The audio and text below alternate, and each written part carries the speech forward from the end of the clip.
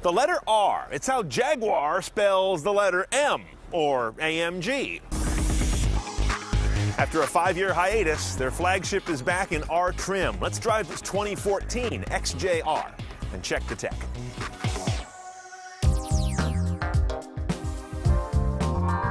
Now, spotting the new XJR is not too difficult. Look for the more aggressive face. You've also got a bunch of aero effect stuff around the sill you wouldn't find elsewhere. Quad exhaust tips in the back and vents here on top of the hood that are, yep, they're functional. These guys come in 2 lengths also, standard wheelbase or long wheelbase. The latter adds 4.9 inches, all devoted to backseat legroom. Let's get inside. Now, inside an XJR, you've got these sort of sport buckets. I don't care for them in this two-tone baseball mitt finish, but there's no accounting for taste. Instrument panel on this car is all video, has been since this model debuted in this generation, but it's looking a little aged.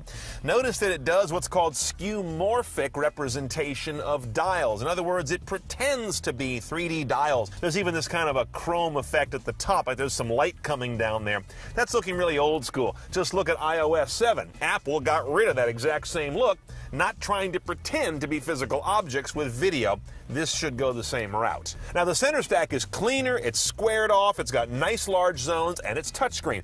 Jaguar does not have a central controller the way other cars do. Your home menu here lays things out nicely with audio, video, navigation, and phone, the big 3. That's where things start to break up, though. The response is a little laggy on it, not terrible. I think they've improved it. But here, it starts to show its rather poor interface design. For example, you've got AM, FM separate from satellite radio. Well, those are all radio. And then you've got something called My Music, or sometimes it's called Source. Well, radio and satellite radio are sources. Why aren't they in a central menu with these as well? Why do I have to hop around so many buckets? And then there's My Video. Isn't that a source? Well, it turns out it's just DVD. So why is there a separate deal for that versus sticking it under DVD? It's also dated in terms of how you do voice command for an address. Navigation, go to address. Navigation, please say the city name. San Francisco. Please say this.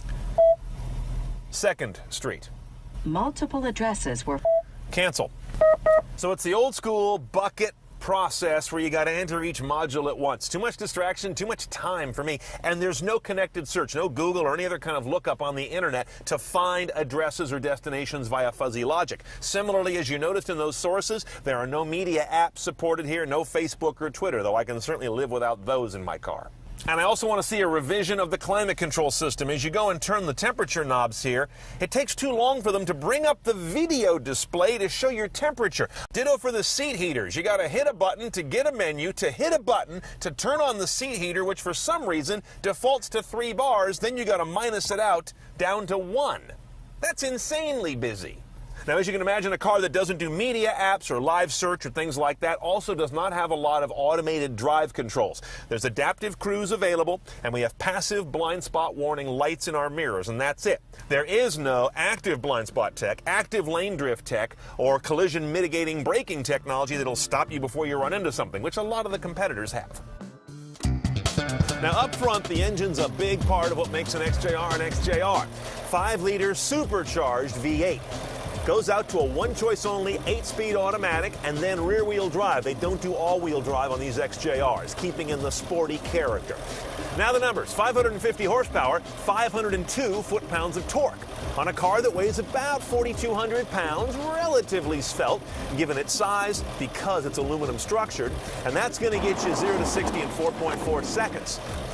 While delivering MPG that is not bad. You've got 15, 23, 18 average. Let's go for a ride.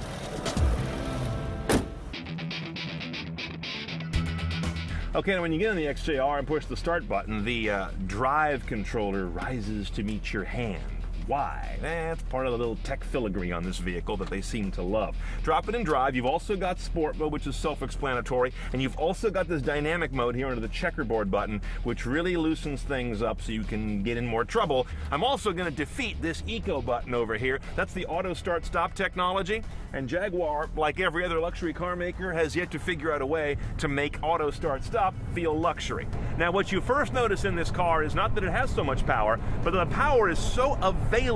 I love that. It's so rare to find a car with big power, but a light touch. I love these supercharged Jag V8s. Rear-wheel drive, as I mentioned earlier, so you can kind of break the rear end out a little bit, I've got the track control off, of course. That makes it a little easier. Steering is a little on the light side and maybe doesn't have quite as much feedback as a lot of purists would like, but I think in a Jaguar it is an appropriate calibration.